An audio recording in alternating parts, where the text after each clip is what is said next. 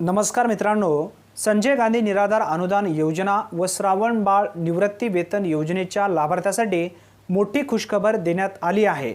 मित्रांनो, आता तुम्हाला बँकेत रांगा लावण्याची गरज नाही आहे किंवा वारंवार चक्रा मारण्याची गरज सुद्धा लागणार नाही आहे। व्यक्तींना विविध योजनेच्या माध्यमातून महिन्याकाठी ठराविक मानधन अदा केले जात होते। हे मानधन लाभार्थ्यांना तहसील स्तरावरून बँकेत पाठवून संबंधिताच्या खात्यात वर्ग करण्याची प्रक्रिया केली जात होती।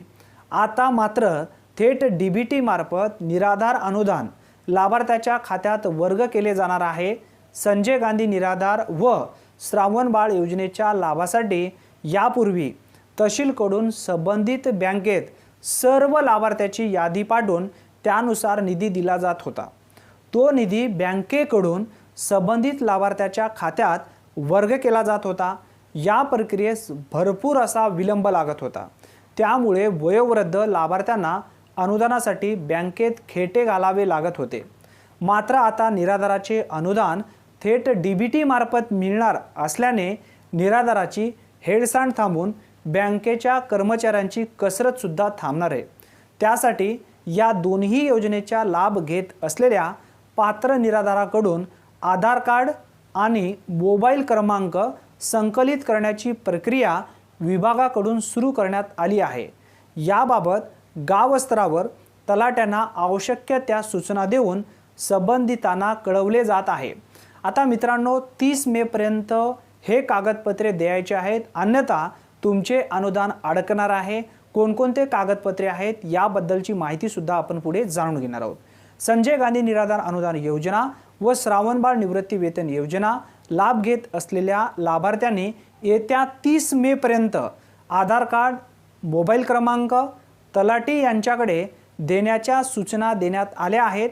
या मुदतीत आधार कार्ड, मोबाईल क्रमांक न देणाऱ्या लाभार्थ्यांना अनुदानापासून वंचित राहू शकते, हे मात्र ध्यानात ठेवा। ही द्यावी लागणार तुम्हाला कागदपत्रे। आता यामध्ये कोणकोणते कागदपत्रे आहेत हे समजून घ्या। निराधार व्यक्तींना विविध योजनेच्या माध्यमातून महिन्याकाठी ठराविक मानधन दिले जाते। ते आता डीबीटी मार्फत सरळ लाभार्थ्याच्या खात्यात दिले जाणार आहेत। यासाठी हयात असलेले प्रमाणपत्र, आधार कार्ड, बँकेचे पासबुक, त्यानंतर मोबाईल नंबर, आधार ज्या बँकेला लिंक असेल त्याचे बँकेचे पैसे जाणार आहेत।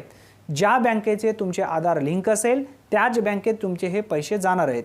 संजय गांधी निराधार व श्रावण बाळ योजना लाभासाठी मासिक मानधन आता डीबीटीच्या माध्यमातून थेट बँक खात्यात वर्ग केले जाणार आहेत। संबंधित योजनेच्या लाभासाठी आपले आधार कार्ड, आपले मोबाईल क्रमांक गावातील तलाट्याकडे उपलब्ध करून द्यावे।